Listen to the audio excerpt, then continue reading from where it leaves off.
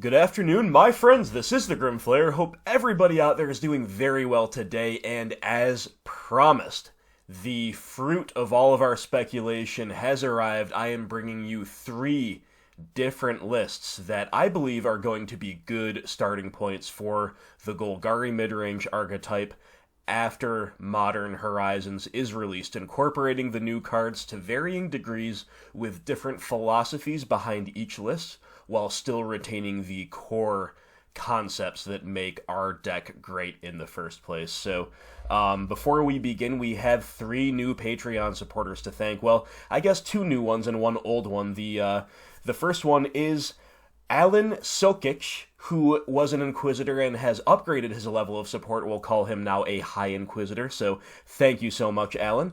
And we also have a brand new Inquisitor to thank, Taras Tisovsky. I hope I got that name close to correct, my friend. Thank you for your support. And finally, we have a brand new confidant. Welcome to the fold, Peter Delcor. Thank you all so much, and thank you, of course, to all Patreon supporters. You know, I've been cranking out the content lately, been very busy at home, at work, and with this, and the Patreons, what can I say? They make it all worthwhile. So, thank you as always, and without further ado, let's talk about our first of three new-look Golgari lists. Alright, my friends, so first up we are going to look at what I'm just calling Golgari Midrange, because this is the most conservative, this is the most stock list that I've come up with. Relative to the other two, this is more like what we've been doing. And what we've been doing has been absolutely fantastic. It has been an amazing month of results for us here on this channel in the month of May. And long may that continue. I think we did get a big boost from Horizons. So, by the way, before we get into this, line by line, two things. Number one, sideboard does have 16 cards. I'm going to explain why when we get there. There's basically one cut that obviously needs to be made, but we'll talk about why I found it hard to do so.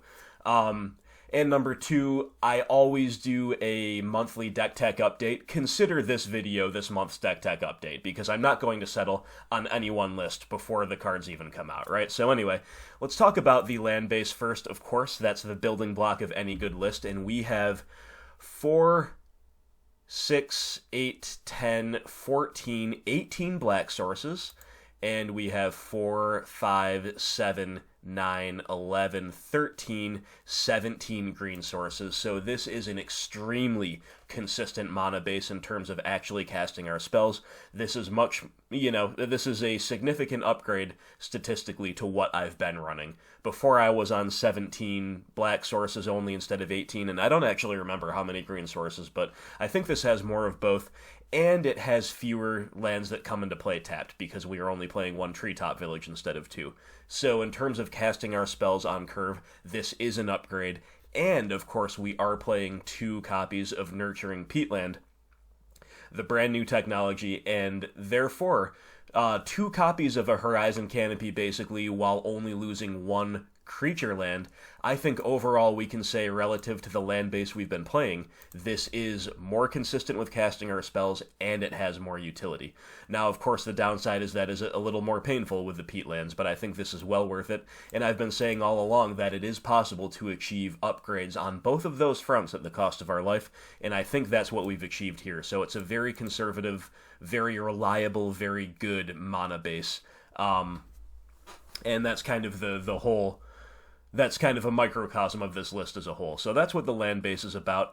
Pretty typical spread of instants, just like I've been playing 1 Decay, 3 Trophy, 4 Push, backed up by the sorceries of 1 Brutality, 3 Inquisition, 1 Pulse, 3 Thoughtseize. This is exactly what my main deck's been looking like lately. No changes there. However, the big change comes with 2 copies of Unearth, which I think is kind of the probable best place to begin testing with this card. Now, it could be, we could be overrating it. It could just kind of not be as good as we hope it's going to be, and or needs to be enabled a little bit more directly. Or it could be just a complete all-star and we want to try to jam more and or enable it more because it's just that good. However, again, this is kind of the stock list, so we're just kind of slotting this in, seeing how it fares without radically altering the deck. And, of course, we did need to make room for Unearth, and Kalidas, Traitor of Get, and Liliana the Last Hope have kind of been shunted to the sideboard because neither card is specifically great with Unearth. Kalidas, of course, is the only creature that cannot be bought back by Unearth in our entire deck. In Liliana the Last Hope, if we played a higher threat density, she might actually fuel Unearths with her -2, but our threat density is low enough that I think, awkwardly enough, she might kind of compete with Unearth with her -2, if that makes sense. And, Kalidas is also just very good, but a little unwieldy. And Liliana, people have said she's not at her best right now. I tend to agree, even though I still really like the card. So that's why I think those are the two most logical things to make way for a couple copies of Unearth. Again, if we're keeping our list as stock as possible, just kind of adding a little bit of new tech here in moderate amounts. The creature base is just the same as it has been. 4 Bob, 3 Skoos, 4 Goyf, 3 Tracker, you can't go wrong with that core, and 4 copies of Liliana of the Veil, who is still a cornerstone of this deck, and is also really nice with Unearth. It makes ticking up a lot less painful. If we know we have an Unearth to follow up, we're happy to pitch a creature, especially in these game ones where that's not going to punish us with opponent's Grave Hate. Definitely feels nice. So I really like the 60. Again, it's very similar to what I've been running, except with, I think, a very upgraded mana base in most ways, at the cost of a little bit of pain, and shunting some value pieces to the side in favor of what's basically another value piece, Unearth. Does not have the same necessarily recursive value as the other ones, unless, of course, we're buying back things like Tracker, Skoos, Bob, then it does. But it's more tempo positive. It's arguably a better consistency tool, both in terms of card selection it provides and in terms of cycling away if it's bad. You can't cycle away Liliana and Kalidas if they're bad, right? So, anyway, that is the main deck of this particular 60. And looking at the sideboard, like I mentioned, we do have 16 cards there, so we would need to make a cut, but because this is kind of the most stock list, the most foundational list I'm bringing to you today, I wanted to kind of cover all of our bases, and I think we can cover basically all of our bases if only we had 16 slots, but of course to take this into a league we'd have to cut one, but we're playing a choke. I think this is just correct. It's a fine card in our deck, even at the worst of times, and right now, Blue-White Control is arguably the biggest boogeyman for our deck. It's right up there in the top 3 decks of the format most played, and I think it's a worse matchup than Tron these days, or at least it seems that way, with the new Planeswalker heavy build. Like, it's just so absurd that Blue-White got 2 very playable, very powerful 3-drop Planeswalkers that both get card advantage. Like, there's nothing wrong with a powerful 3-drop Planeswalker. We know this well with Liliana of the Veil. But against fair decks, it's a little bit much that all 4 of their Planeswalkers, Narset, Jace the Mind Sculptor, and both versions of Teferi, all get card advantage, like the turn they come down, on really good effects otherwise. So it's just a lot for us to battle through. So we need the choke. I think we need the choke. The second, Collective Brutality, some people have said it's not at its best, much like Liliana. I actually tend to agree, even though I'm leveraging this card really hard in another list.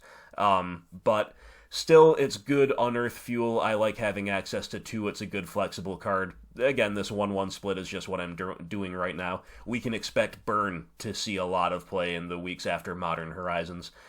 Burn benefits from the canopy lands on both sides of the table, and Burn just always sees a spike when the meta is in flux, because when people are experimenting, trying off-the-wall stuff, playing Lightning Bolt Tribal is never really a bad idea when the meta's all over the place. So we like the second Brutality.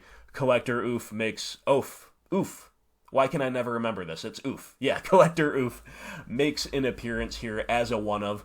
I'm very happy about this card, but like I said in my top 5 video yesterday, we don't strictly need a Stony Silence effect. So again, if we're trying to be conservative here, be reliable here, I think playing only 1 is better than playing 2, at least to begin. We still like our Damnation. It's still just the wipe the board reset button. Same with Engineered Explosives. It's a good X for 1 potential.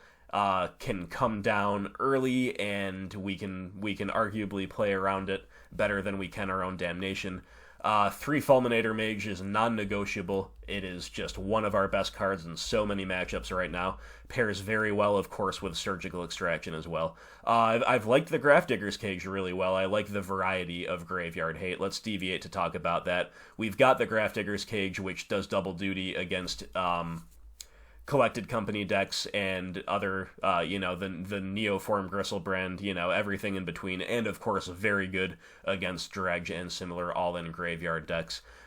Surgical Extraction, like I said, good to diversify our graveyard hate. It's very nice to have something that you can tap out and still hold up, against Phoenix, against Dredge, against a lot of decks, and pairs very well against the big mana decks with Fulminator Mage.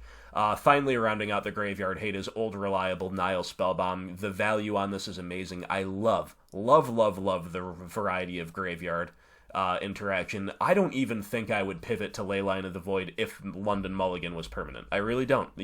I'd try it. Maybe it'd be correct ultimately, but it would take a lot to pry me away from this package. And I guess Grafdigger's Cage, if we do need to make a cut, maybe Grafdigger's Cage is the one I'm least attached to. But I've really enjoyed having all these. Anyway. Kalitas Trader of Ged is also, of course, another piece of graveyard hate to bring in. Another good anti-burn card, another good anti-aggro card. We all know how good Kalitas is. Kalitas is very main deckable right now. But again, had to be moved to the side in favor of the more unearth-oriented build. Ditto Liliana, the Last Hope, we already talked about that, but she's still a wonderful one to have access to. In control matchups, in mid-range mirrors, when there's a lot of X1s to kill, she's just great. Plague Engineer is another piece of new tech that makes the cut for the stock list for sure. I have published my Patreon scouting report on Plague Engineer. It was a lot of fun to write, and it really shows you just how useful this crazy card is in a wide variety of matchups. And there seems to be a lot of nuance to how to best use this, especially if you're in the position where you're blind naming something with little to no information. So anyway, big fan of Plague Engineer, and this is what the stock list, the kind of, again, closest to what I've been playing while incorporating the new tech list is looking like. So if I had to make a cut now, I guess I'd probably look to cut the Grafdigger's Cage, or I might look to cut either Damnation or EE. Probably should be EE. It might be a little bit irresponsible to play with no sweeper effect whatsoever, but, if I do run this list many times through the coming months or something very close to it, I will experiment with, cutting this, cutting that, but keeping 75 of these 76 cards intact. So that is our first list. That is the most reliable list that I've come up with, I would say. And let me know, of course, what your thoughts are about this, and then we will move on to list number 2.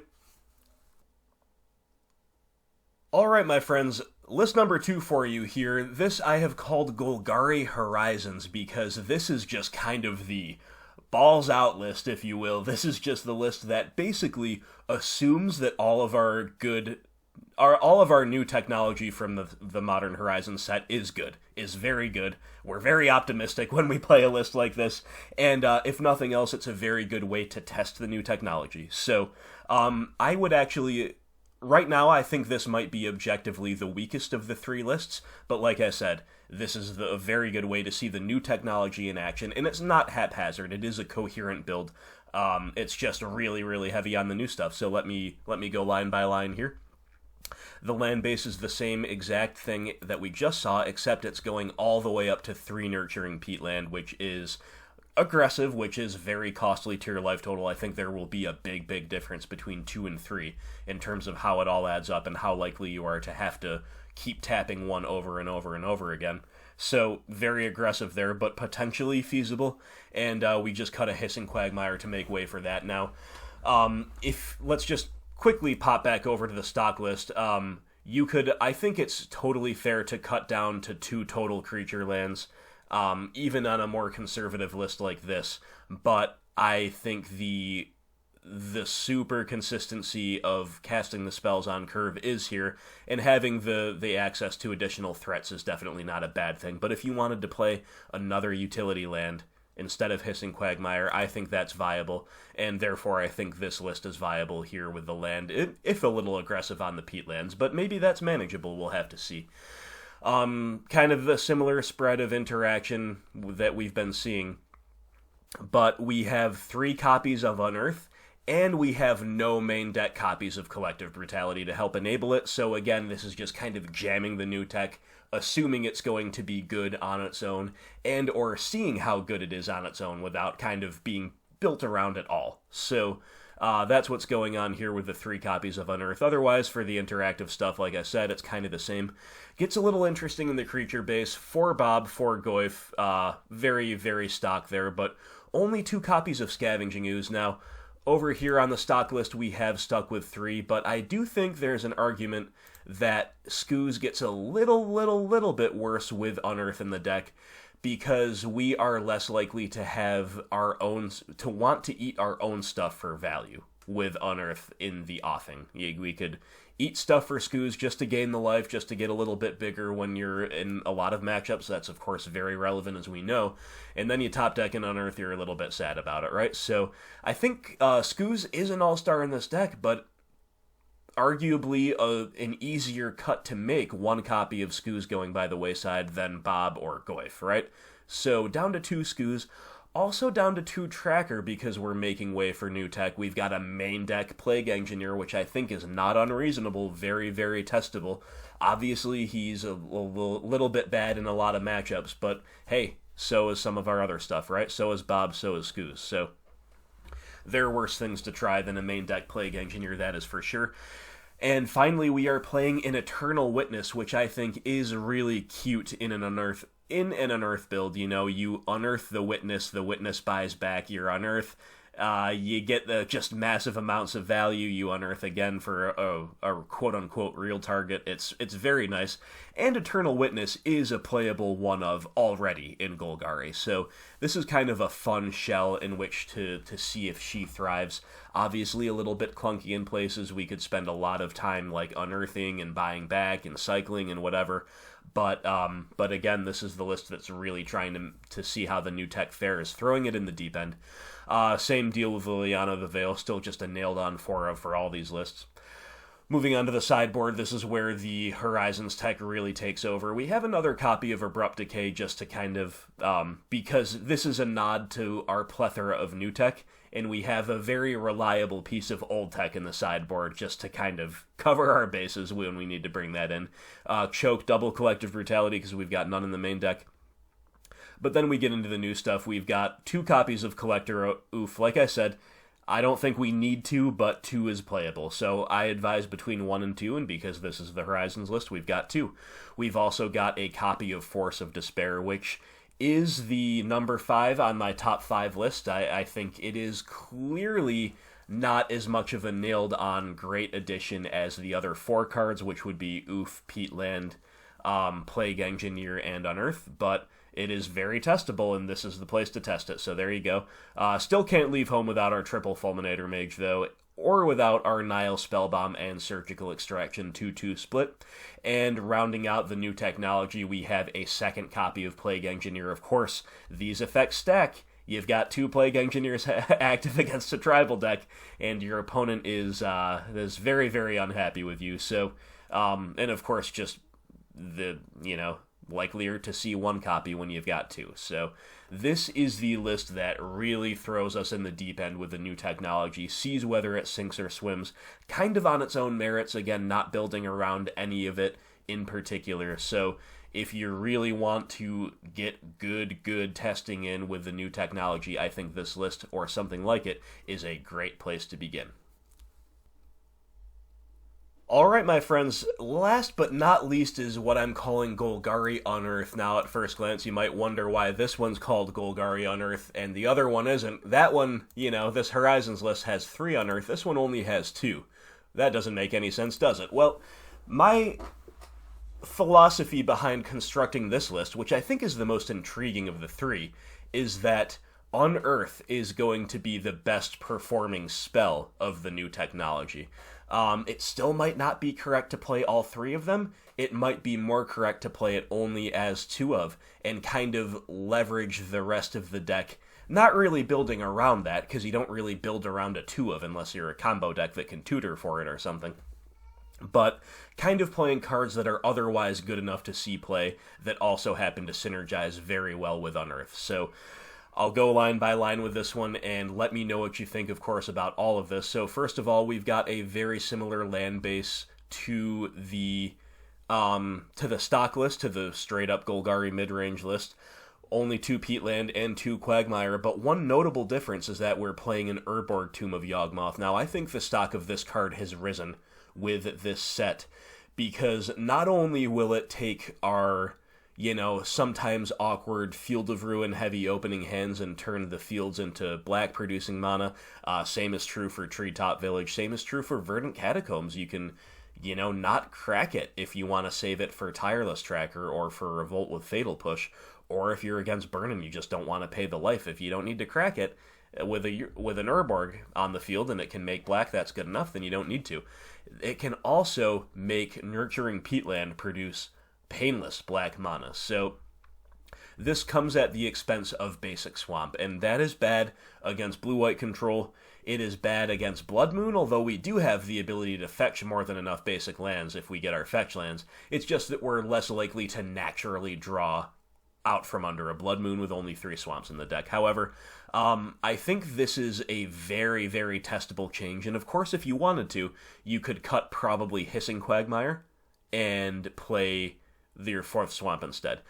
While I'm talking about the lands, Blast Zone is something that's very, very on my radar, but I'm not actually testing it with any of these 3 lists quite yet, because it just seems like we want to test other things first. But Blast Zone is kind of just chomping at the bit to get in these lists, and Urborg also makes Blast Zone a little bit better, right? For the same reason it makes Field of Ruin a little bit better, because that colorless can now produce black. So whether Urborg will be good enough to be like a nailed-on one-of in our decks, I don't know. It does have downsides. It can fix the opponent's mana a little bit. It does mean we're taking away from something in our list, whether it be a basic land or a utility land or what have you, but very, very intriguing, and this is the list that is best suited to testing it, as you'll see when we get into the spells. So there's the land base.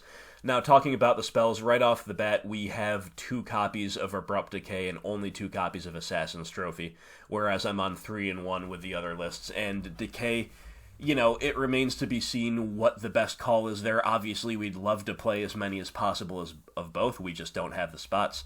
And I do think Decay is getting better and better as the format unfolds. I think 2 Decay in your 75, if you can afford it, is really nice. And this Unearth build happens to have them in the main deck. We also have only 3 copies of Fatal Push, and this might just be strictly incorrect, but again, we're trying some different things with this list. We do have the 4th Fatal Push in the side. I think you want access to all 4 for sure in your 75.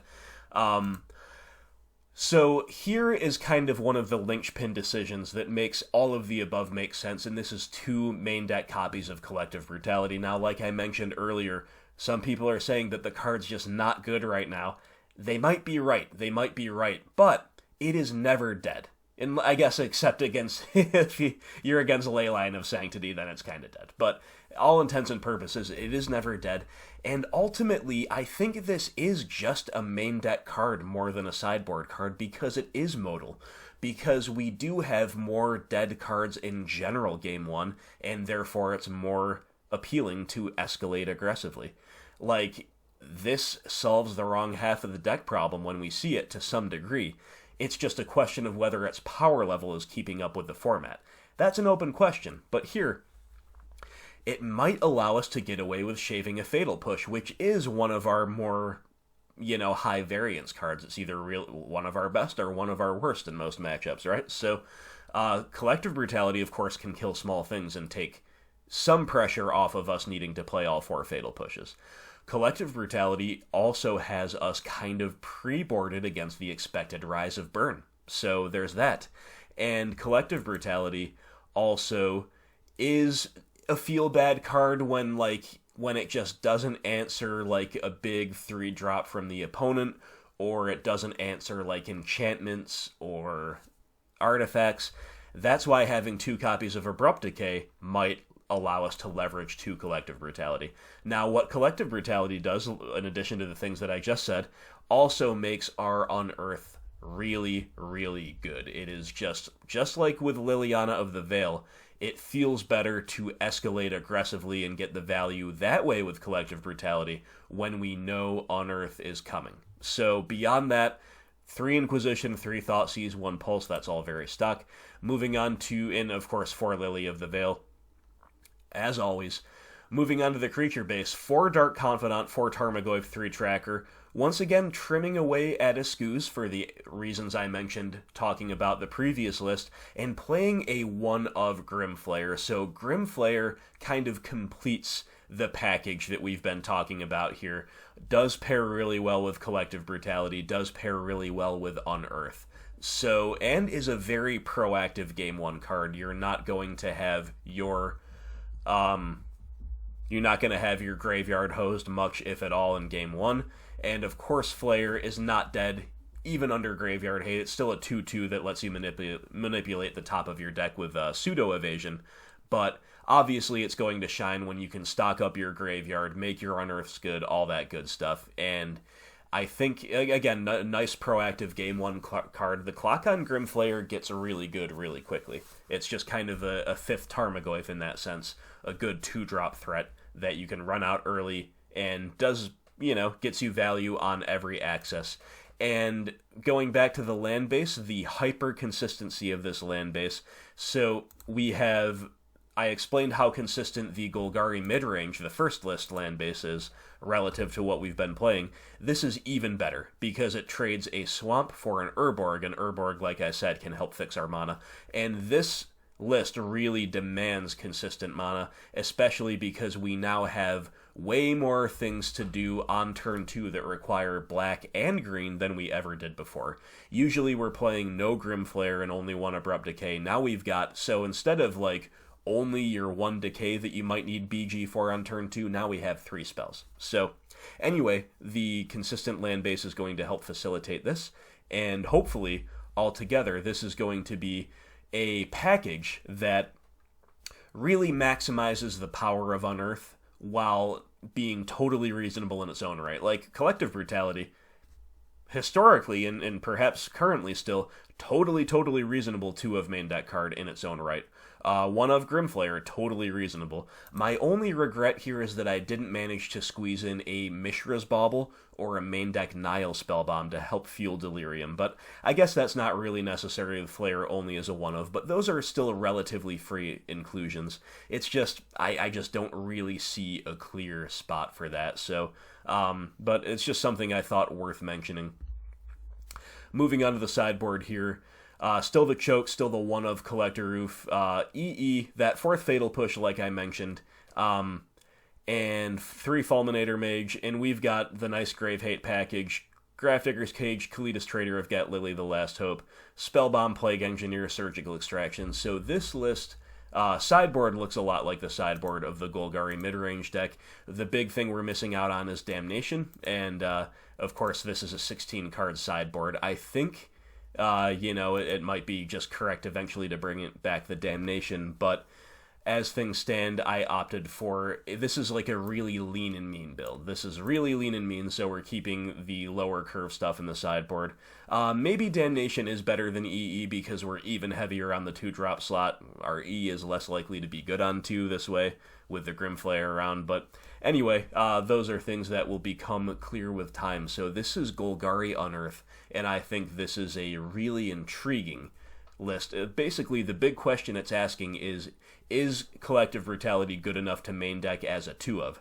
If the answer to that is yes, in the coming weeks, then I think this might arguably be the strongest list I have drawn up. But just to recap, we've got this Unearth build that only plays 2 Unearth, but really seeks to maximize the synergy between Brutality, between Flayer, without going all in on that. Like, we're still not cold to Grave Hate at all with a list like this. Understand that. So, this is kind of the most synergistic list.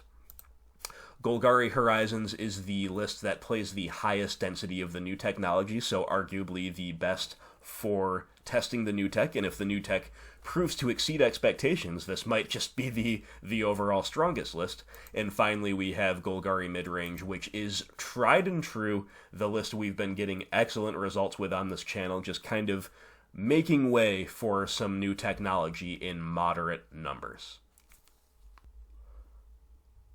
Alright, my friends, so one last thing I want to mention. I almost designed a list with this in mind. I chose not to because it's just probably a bridge too far to start out, but I just want to put this out there. I just want to go on record in case it becomes Tier 1 OP 200 IQ deck building to do this. I just want to say, hey, I had this idea before it was cool. Main deck Fulminator Mages. That's the idea. Main deck Fulminator Mages with obviously a really heavy presence of Unearth. Fulminator is a Grey Ogre at the worst of times, and at the best of times it is our literal best card against big mana decks, against Tron, against Valakut, against Amulet Titan.